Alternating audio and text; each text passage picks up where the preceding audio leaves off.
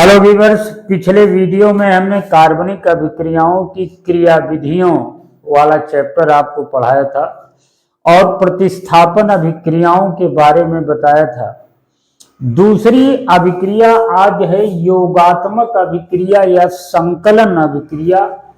इसको addition reaction कहते हैं। एडिशन रिएक्शन या योगात्मक अभिक्रिया इसको कहते हैं, एडिशन रिएक्शन कहते हैं। देखिए, योगात्मक अभिक्रिया में जो अभिकर्मक होता है वो कार्बन कार्बन युग्म बंध या त्रिबंध से जुड़ता है। यानी जिस हाइड्रोकार्बन में कार्बन कार्बन द्विबंध या त्रिबंध होता है वह मुख्यतः योगात्मक अभिक्रिया देते हैं, या इनको संकलन अभिक्रिया भी कहते हैं। और अभिकर्मक का जो आक्रमण होता है वो कार्बन कार्बन युग्म बंध या कार्बन कार्बन त्रिबंध पर होता है। इसे योगात्मक अभिक्रिया या संकलन अभिक्रिया कहते हैं।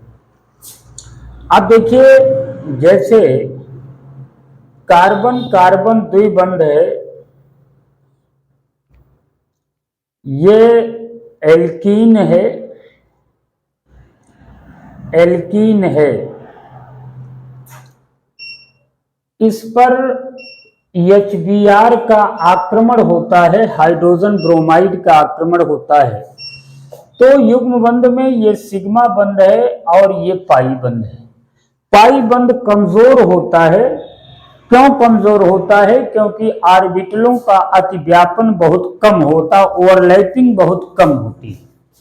तो जब HBr का आक्रमण होगा तो इसी पर होगा और ये पाई बंध सबसे पहले टूटेगा और ये द्विबंध कन्वर्ट हो जाएगा सिंगल बॉन्ड में।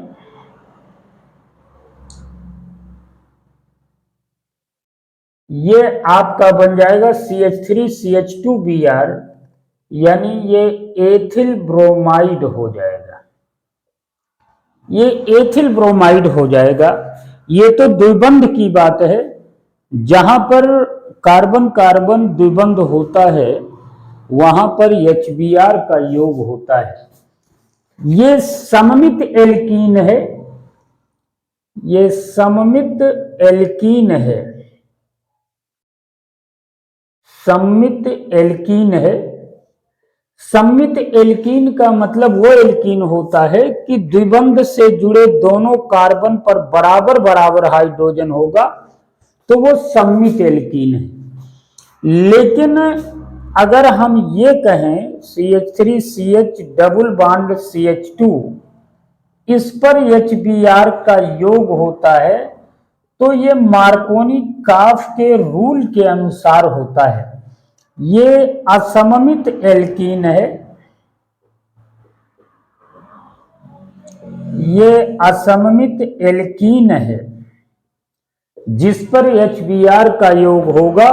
तो यहां द्विबंध से जो कार्बन जुड़ा है उस पर इस पर 2 हाइड्रोजन, इस पर 1 हाइड्रोजन। तो ये ऋण वाला भाग यानी Br निगेटिव वाला भाग उस कार्बन से जुड़ेगा जिस पर कम हाइड्रोजन होंगे। तो ये बन जाएगा आपका CH3CH Br CH3। इसी को आप इस रूप में लिख सकते हैं CH3 होल ट्वाइस CHBr, यानी ये आइसोप्रोपिल ब्रोमाइड है। आइसोप्रोपिल ब्रोमाइड होता है। लेकिन यही असममित एल्कीन जो होता है, अगर HBr का योग होगा पराक्साइड की उपस्थिति में, ऑर्गेनिक पराक्साइड, ये आपका खैरास प्रभाव है। ये खैरास प्रभाव है और ये मार्कोनी काफ का नियम है। मार्कोनी काफ का नियम है ये मार्कोनी काफ के नियम के अनुसार होता है। लेकिन ऑर्गेनिक पराक्साइड की उपस्थिति में जब अपक्रिया होती है तो यह खैरास प्रभाव है। यहां इसका उल्टा बनता है CH3CH2CH2Br, ये N प्रोपिल ब्रोमाइड बनता है, N प्रोपिल ब्रोमाइड या नॉर्मल प्रोपिल ब्रोमाइड बनता है। तो ये हमारे कहने का मतलब इतना तो आपका एल्कीन था। अब यहां पर हम एल्काइन का योग कराएंगे, एल्काइन का योग कराएंगे। एल्काइन का मतलब C ट्रिपल बॉन्ड CH, ये HBr का योग कराएंगे, क्योंकि बीच में एक सिग्मा बंध है, ऊपर एक पाई बंध, नीचे दूसरा पाई बंध, तो ये दोनों टूटेगा, CH2 double bond CH2 double bond CHBr बनेगा, और फिर अगर HBr का योग होगा तो ये बन जाएगा CH3CHBr2, इसका नाम होगा एथिलीडीन डाइब्रोमाइड बनेगा, ये एथिलीडीन डाइब्रोमाइड बनेगा। तो ये एल्काइन का योग है, ये एल्कीन पर HBr का योग है, सबसे पहले सम्मित एल्कीन पर, उसके बाद ये दोनों असम्मित एल्कीन पर, जो मार्कोनी कास के नियम के अनुसार और खैरास प्रभाव की उपस्थिति में होता है, और ये एल्काइन का योग है। अब इसके अलावा एल्डिहाइड और कीटोन पर भी योग होगा, एल्डिहाइड और कीटोन पर भी इसका योग होगा।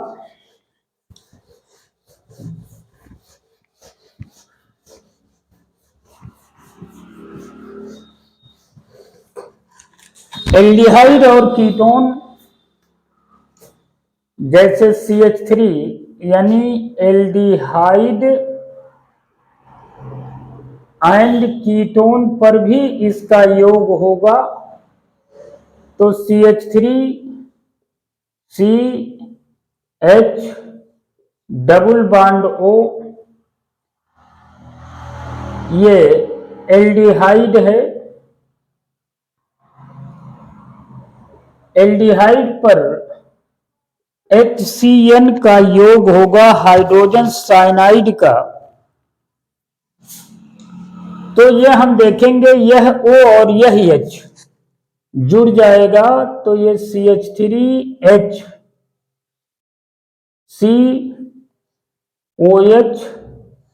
COHCN ये बन जाएगा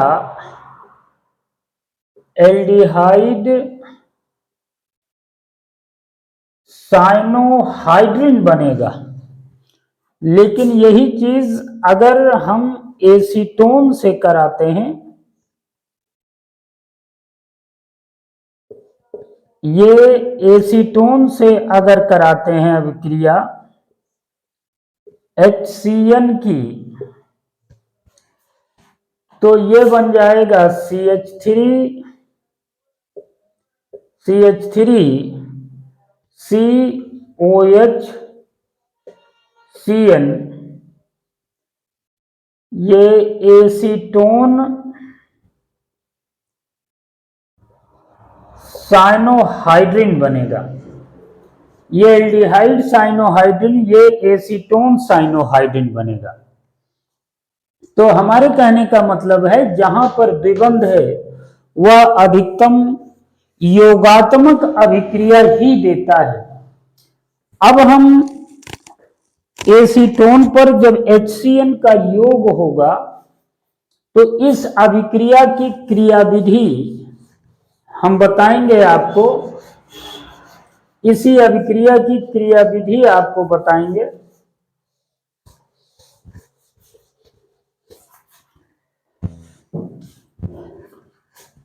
इसकी मैकेनिज्म बताएंगे आपको, क्रियाविधि। देखिए क्रियाविधि में सबसे पहले HCN का आयनन कराएंगे, तो पॉजिटिव और Cl निगेटिव होगा। अब ये CH3 C double bond O पर Cn का आक्रमण होगा, ये Cn का आक्रमण होगा मंद गति से, तो ये CH3 C double bond O